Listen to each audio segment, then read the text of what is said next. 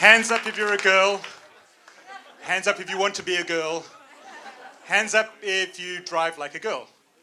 Firstly, congratulations, you're statistically the safest people on the roads. And secondly, I apologize if I offend you as I tell you the story about a rite of passage. Getting a driver's license, coveted the world over for independence. And the story has four heroes, my sassy hot daughters, Leah the lively, Em the entertainer, Amanzi the actress, and Karis, the nutter. Our story starts 16 years ago as I'm holding the scrunched up, slimy, newborn creature that is my fourth child.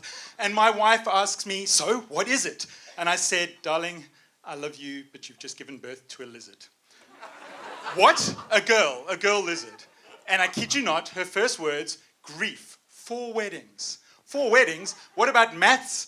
Homework. God, I hate maths homework. And cycling. I discovered that Lucy wasn't best fit to teach people to cycle as I ducked under Emily's bicycle as she flung it at me in rage. And little girls of 4 become girls of 16 who know, well, like everything except the laws of physics because of maths homework. And they get their learner's license. Now, my daughters assumed that they'd learn to drive in my car. 10 years ago, that was a Prado. Today, it's a 2-seater sports car. Not going to happen. So Lucy wants to get something that's bomb-proof, that's got ABS and airbags and costs less than $2,000. And Leah and Em, a decade ago, want something that's wicked! And Amanzi and Karis want something that's fully sick. And that's the same thing. I know I'm going to spend 120 angst-ridden hours in this car, so I just want a padded cell with easy access to a handbrake. So in 2004, we got a fully sick, semi-automatic Civic that was 20 years old. 8 years later, we got a Manzi, a wicked 20-year-old Toyota Corolla. And yes, just 3 months ago, we got a fully sick, wicked, awesome to the max, no kill switch, 20-year-old RAV4. It's really important to use your child's name on that first lesson.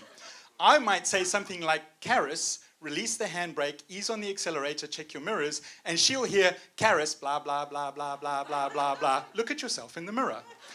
And what is it about women and manual cars? Like, to the smell of burning rubber, I'm trying to patiently remind Leah of the gears on her bicycle, and she points out that the bicycle never had a clutch pedal. Emily had a really interesting approach to skills that she hadn't yet attained, like speed and distance. She'd wait for me to press an imaginary brake before she slowed down at a corner. Only I never pressed the imaginary brake. Slow down, fuck! The laws of physics apply.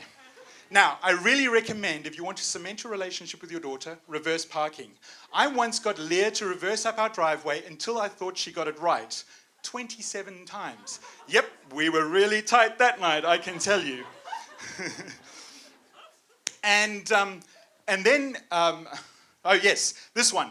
Amanzi, on her way to a school that she'd been to for 5 years. We're in the left lane, left indicators on, and as the lights go green, she turns right, scaring the bejesus out of everybody on the road, including me. What the hell are you doing? Now, besides Em's crazy cornering and Amanzi's sense of misdirection, Leah is still the only person I've met who's burst a tire on a straight road against the pavement twice.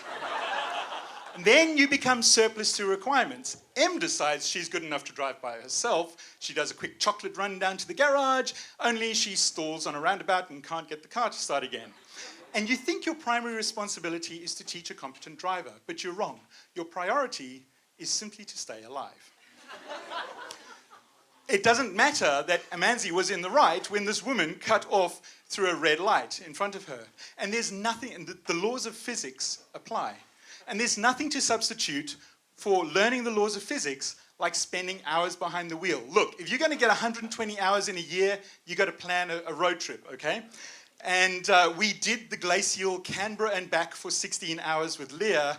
Dubbo and back was a 3-day road trip with Amanzi, and I'm already planning the sabbatical to Cairns with Karis. And then it all comes to a head. All the angst and the arguments and the ulcers and the fights and the near misses. And if you've done things right, apart from a few nervous mishaps like running a red light, Emily, or mounting a curb, Amanzi, they pass this rite of passage. They get their red Ps, their license, and suddenly they realize that they have independence and they can go anywhere in the world at any time that they want without you. And you realize that this is actually a love story. And that those 120 hours are probably the last genuine one-on-one time you'll get with your daughter for the rest of their lives. So, don't outsource this. Do the right thing and let them break dad.